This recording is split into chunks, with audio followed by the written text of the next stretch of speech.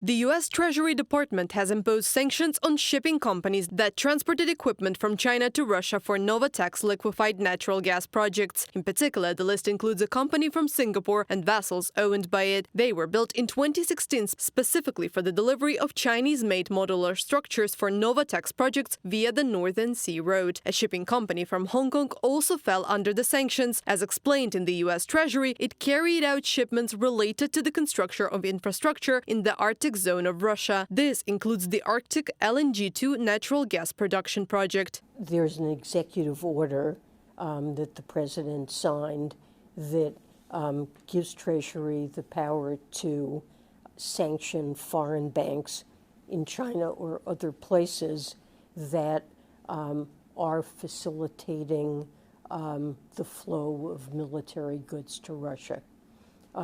That's an important power, and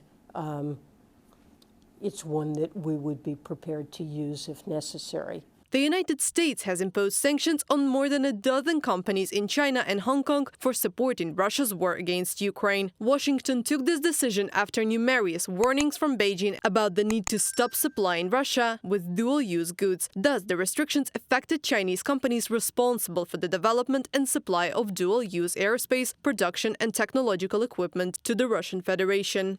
Specifically, these designations target producers and exporters of items critical to Russia's defense industrial base, from a press release on the U.S. Treasury Department website. Companies from Azerbaijan, Belgium, Slovakia, Turkey and United Arab Emirates were under U.S. sanctions. These firms helped Moscow circumvent the restrictions. According to Reuters, these are companies in the UAE that were involved in the export of computer chips, electronics, equipment and other sub-sanctioned goods to Russia.